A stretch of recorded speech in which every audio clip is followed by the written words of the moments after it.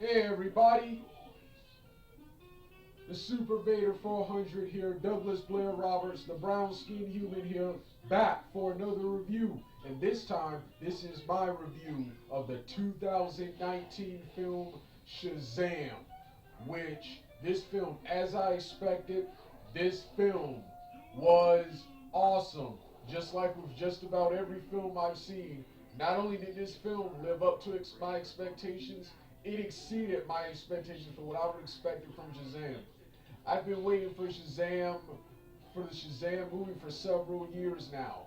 Back in 2014, when I think 14 or 13, when this film was announced, just like with Suicide Squad and Aquaman, I thought this film would be the DCEU's worst film because they announced that this film would not be actually a part of the DCEU. It will be produced by DC Comics, but it will be into a universe onto itself, separate from Batman v Superman, Man of Steel, and the rest of the DCEU films and Justice League, those type of movies.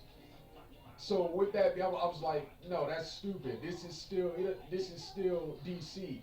Just because this is a much lighter movie than the others, this is still DC. So do not do something like that. So, but several years later, who knew Shazam and Aquaman, two films I thought would be the worst, would be the two films to save the DCEU. The DCEU from beginning to end. This movie right here was phenomenal, man. So, with that being said, let's get started right now. It doesn't matter what you think.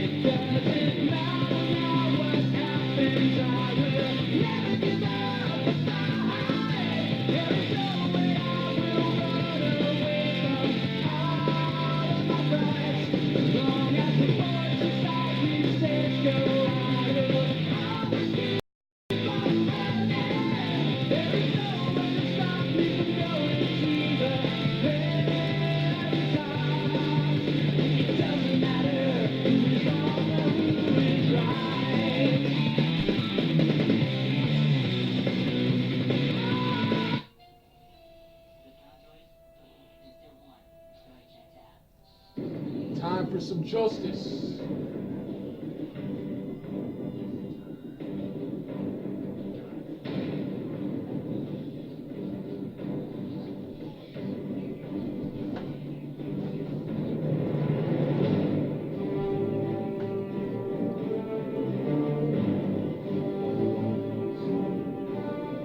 Let's get it started.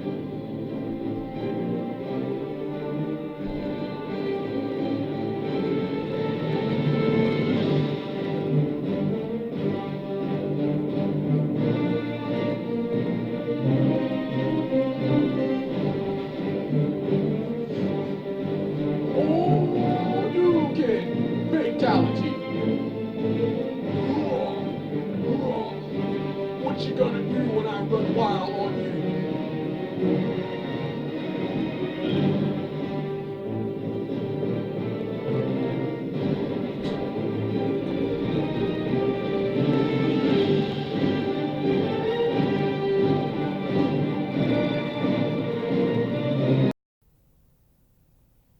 everybody.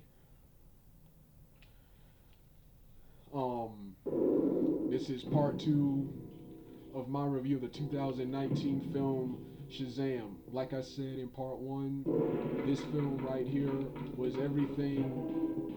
This film right here was everything I expected it to be. Actually, no, it actually exceeded my expectations for what I expected of this movie right here. I knew this movie was going to be good, but I didn't think it'd be this good. Like I said in part 1, we're going to start off with the storyline, characters, what I liked about the film, and what I didn't like about the film, and what I want to see more of the film in the future. Like I said, according to Wikipedia, the film starts off in 1974 in New York, where the Dios Savannah is traveling with his father and brother. It is here the Dios is accidentally transported to the Rock of Eternity, an ancient temple located in a alternate dimension. It is here that he meets the ancient wizard played by Digimon Shazam, who is looking for a new champion. At first, Savannah appears to be worthy, then he becomes tempted by a bunch of demons who tell him he is unworthy,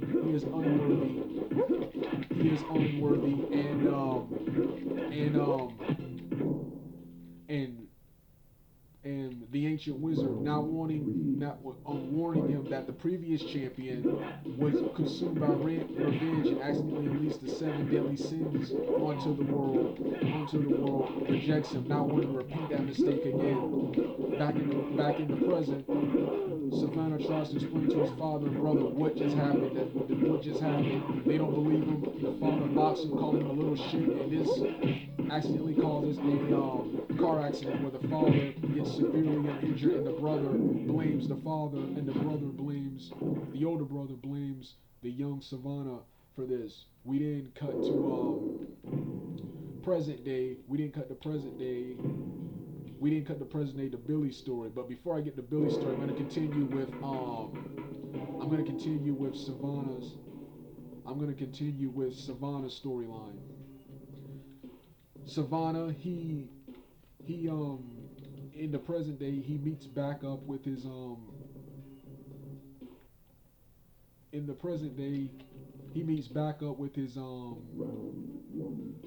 father and brother, who are now both heads of their own company. It is here that he murders both his brother and father and the entire board of directors. He tosses his brother out of a window, and he murders his father and the entire board members with a bunch of demons in one of the scariest and creepiest scenes in the entire movie. And then it is here where Savannah's present day storyline officially begins, where they warn him that the ancient wizard has found a new champion. And the demons instruct Savannah to kill this champion before he figures out his real purpose, his actual purpose. So then Savannah has a new mission to seek out to obtain the new champion's power and kill him. We then introduced to Billy's story, who is an orphan living on the streets, causing all sorts of mischief, such as trapping a couple of police officers inside of a building, and is running from foster home. He is then put into a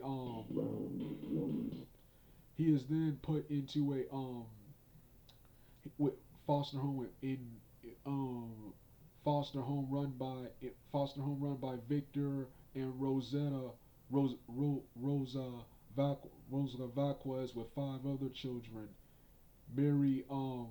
Mary Broomfield, the oldest, who's taking care of them and can't decide, and is looking for a college to get into, Pedro Pena, the Hispanic guy who appears not to care about anything and doesn't show much personality.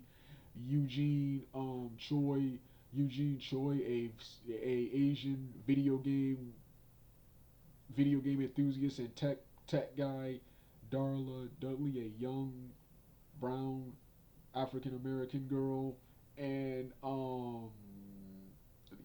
young brown naive African American girl, and of course the superhero enthusiast himself, Freddie Freeman, a disabled who walks with a cane, cane. Um, Meanwhile, while protecting Freddie from a couple of bullies at school and running from those bullies, being chased into a subway, Shazam um, Shazam summons Billy as the new champion, and he tells Billy to take hold of his staff and call out the name. At first Billy laughs at him, not thinking the guy is pulling his leg and is insane, but the wizard assures him that he is not playing and angrily instructs him to do the task. To do the task he just commanded him. Put his hand on the staff and say Shazam. He does this and is transformed into a superpowered adult superhero in Shazam. And it is right here where the storyline officially begins. Shazam then meets back up with Billy. First, he proves to Billy that he is still. He proves to Freddy. He meets back with Freddy and proves to Freddy that he's still Freddy by having Freddy by showing Freddy his stolen bullet, which Freddy accused him of stealing earlier in the film. And then it is here where they try to figure out his power. And they figure out that he has superhuman strength and lightning-based powers and increased speed. Increased speed. We have increased speed later during a robbery attempt where Shazam tries to purchase all the beer they have, all the beer in the store. A couple of robbers come in, they shoot him with bullets, and he figures out he is bulletproof in the face and body, and immediately beats up the bullies by knocking them out the window. They go around causing all sorts of mischief, such as taking money, sabotaging a machine to take money out of a bank, sabotaging a vending machine which throws a bunch of soda at them, playing a prank on a security officer at school, where right here the story officially begins. Freddy becomes arrogant and brags to his two bullies and the entire school that he is friends with the new Shazam superhero guy, with the new superhero Shazam. They don't believe him, and Freddy instructs Billy to show up there, proving them wrong. Billy instead gets distracted by once again performing miracles in the street for money, such as lightning with his hands, doing thunder in the sky while singing Eye of the Tiger. It is here where Freddy shows up, angry at Billy, kicking over his boombox, and asking him, "Where were you?" And Billy says, he was busy, lightning with his hands. Freddy angrily tells him that at lunch today, he wasn't there. The people gave him a what you call a suitcase wedgie, gave him what is left of his underwear.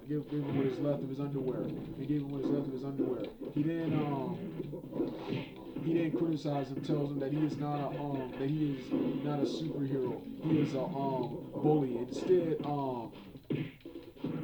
and that he's letting the superhero stuff go to his head. And then Shazam was like, "Look at what I can do! Lightning with my hands, and he does that again and accidentally accidentally flattens a tire, causing a bus to nearly crash and go off the cliff. He barely saves everyone. He barely saves everyone, and Freddy criticizes him, telling him how he's a superhero, but he just endangered those people. Now he's become a show off and a bully. And they get into an argument, and Billy says,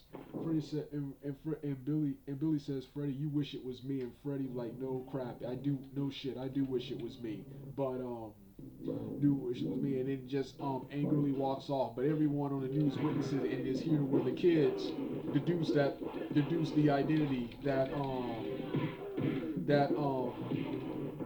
Billy is Shazam. So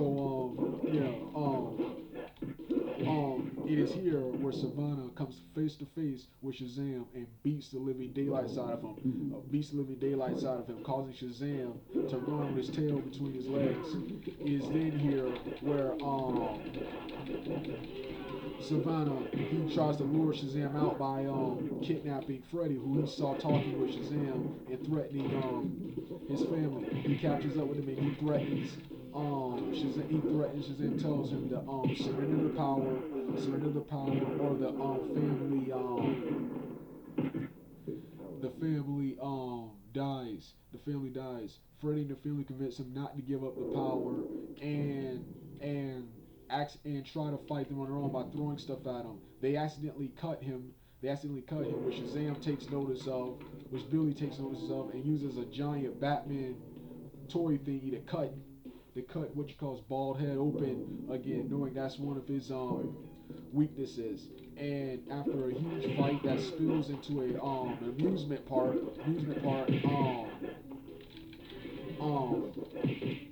Billy discovers that his family is worthy and has him touch the staff and say Shazam, and they all turn into adult superheroes and defeat the seven deadly sins.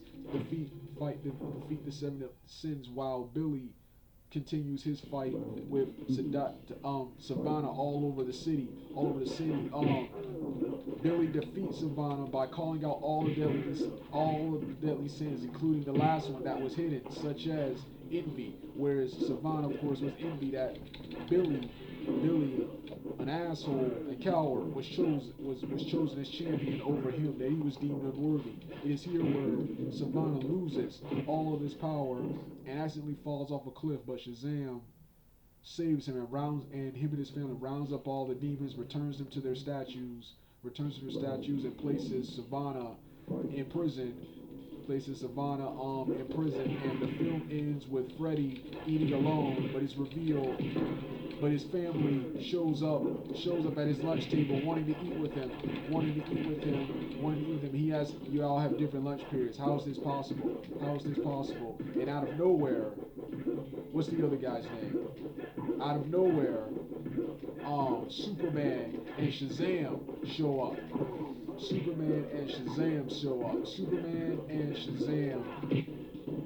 Out of nowhere, Superman and Shazam show up, to the amazement of the crowd, and the film ends there with Ramon's I Don't Want to Grow Up. Like I said, an awesome film. This film was even better than I thought it was going to be.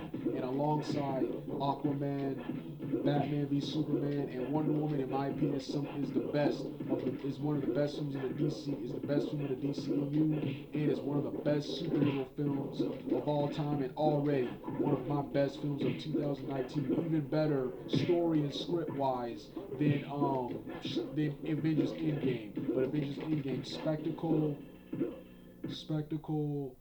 and cast wise was way better than this film. I liked all the characters in this film, and I love all the actors. I only recognize a couple of actors such as Mark Strong, Digimon Hanzo, and a couple of voice actors like Steve Bloom, and the motion capture Zach Levy, and the motion capture actors also with the motion capture actors Mark Strong, and all of the adult actors, the adult superhero alter ego actors, being my favorite actors in the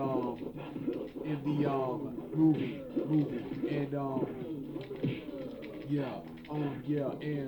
And I love how they totally redid Dr. Savannah in this film. In the film, he is a weak scientist with with telepathic powers and other powers like being able to walk through walls and stuff and sense magic with his eye. But he's a weak scientist who gets foiled by Shazam and his family all the time in the comics. Here, he was a champion just like Shazam, except not only did he have all of Shazam's powers, he had his own power to control the demons he was consumed by, the seven deadly sins,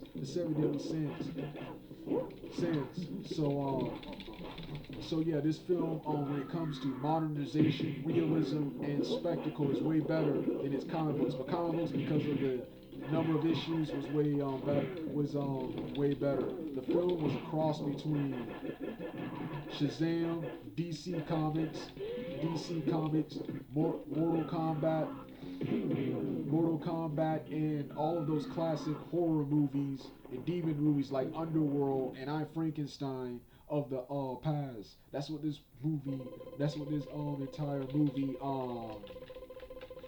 entire movie reminded me of. It was awesome, man. Like I said, this film was action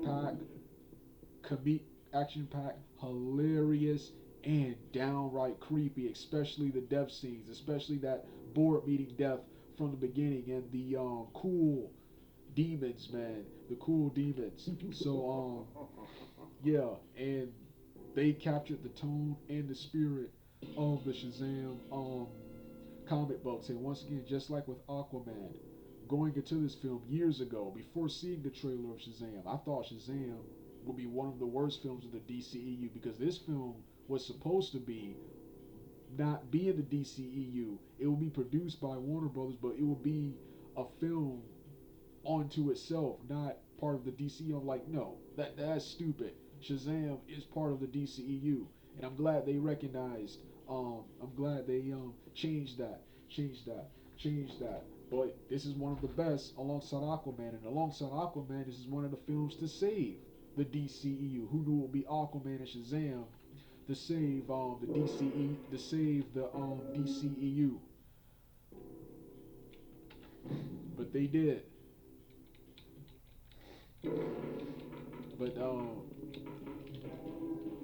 But they did, and like I said, it was awesome. It was awesome. Yeah, I liked everything about this film. The only thing I didn't like was one minor plot hole. In the beginning, when the seven deadly sins command Savannah to destroy the real champion, why don't, instead of trying to obtain the guy's power for himself, which I guess this is the greed sin, why don't he just kill the champion and take the power himself, or just kill the champion, prevent anyone from having the power? Instead, he gave Billy ample time to discover that his families were also worthy, and have them place their hand on the rock of on the staff and say Shazam, and making them superheroes. That's the only problem I had. And speaking of Mortal Kombat, there was lots of Mortal Kombat and Street Fighter references from Troy, the Asian, who was the video game enthusiast from the film. He did when during two lightning blasts, he said Hadouken, and when it was over, when they finished off the demons, he said in the announcer voice, fatality. And I